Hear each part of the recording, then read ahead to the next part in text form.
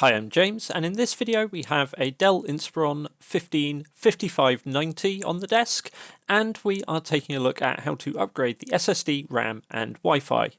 Now, to start off with, we are removing all the screws from the base with a small Phillips head screwdriver. The back corner screws by the hinges are retained, and these should be undone fully until they sort of lift the base panel from the palm rest slightly. The rest of the screws are all the same size and are completely removed during this stage.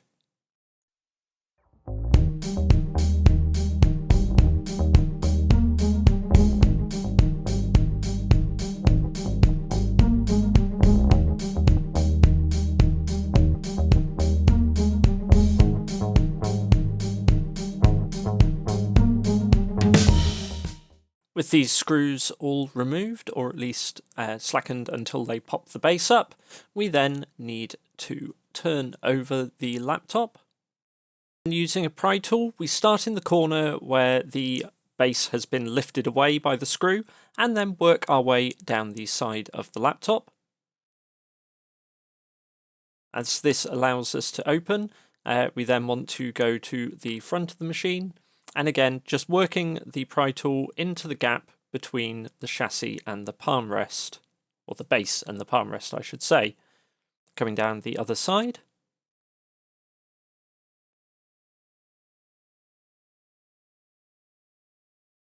This can be a little bit tricky as it is quite a tight fit on this model. But once we get to the rear, we can then turn the laptop over. And it should just be a case now of lifting the base panel to remove it from the machine. Our first job then is to peel back the tape here over the battery connector. Apologies, this is a little bit tricky to do to the camera. And then we want to use the pry tool and our fingers to first of all peel that as best we can. And then push out the two sides of the battery connector to remove that. You may find it easiest to pull on the cable to do this. It's, in my opinion, best to use the pry tool to push the edges of the connector just to avoid any damage to the cable, however. In terms of parts that we can upgrade, we have a single DIMM slot here with the second 4GB of memory, the first 4GB being soldered to the mainboard, an M2 2242 drive, and our Wi-Fi card. We also have a 2.5-inch bay, which includes the holder, but not the cable for attaching a SATA drive, so this would have to be sourced separately. To remove the RAM module, we pull the two edges of the connector, and then insert our replacement at an angle, and then pressing it down so it clips into place. Up to a 16GB DIMM can be fitted into this slot, which in this system would give a total of 20GB of memory, because of the 4 soldered to the board. It is possible a 32GB module may work, however this is not tested.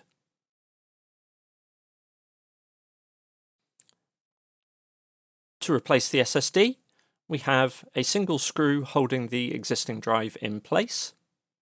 Removing that, the SSD will pop up, and then we can slot it out from the M2 slot here. Our replacement is a M2 2280 drive, so we need to remove this standoff. I use, just to make this easier, a little metal pry tool to lift the edges of the metal that it slots into, and then with those lifted, using the screwdriver and the metal pry tool again, just to try and ease this out. It is quite stiff as it holds it in quite firmly, but it's not too bad to get that pulled out.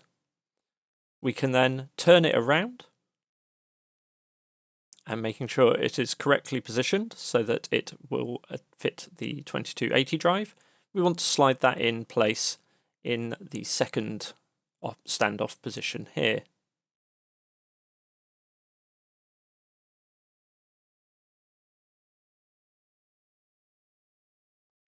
With that fitted, we can then insert our new SSD, press it down into place and screw in.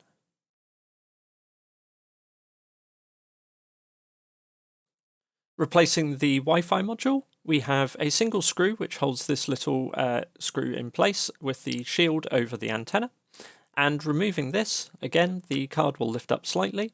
We can then pop off the two antennas and pull out the card to remove it. This could be replaced with a Wi-Fi 6 card like the AX200 Intel, but we are going to refit the standard one for now. To refit it, we then have to do the fiddly job of clipping back on the antenna wires.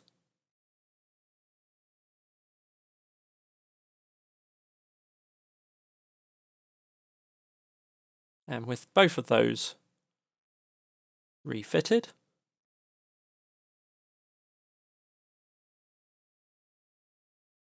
we can then take the little shield and screw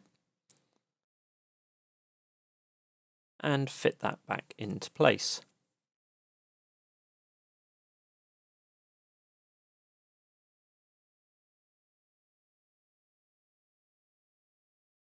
With that all done, we're ready to reconnect our battery, slotting that back into place,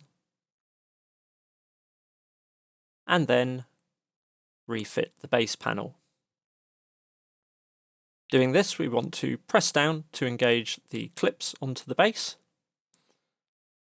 Then, starting with the back two screws, screw these in and then refit all the other base screws. I hope you found this video helpful. If you have, please give it a like, comment if you have any questions, and subscribe if you'd like to see more videos as we post them. Thanks for watching.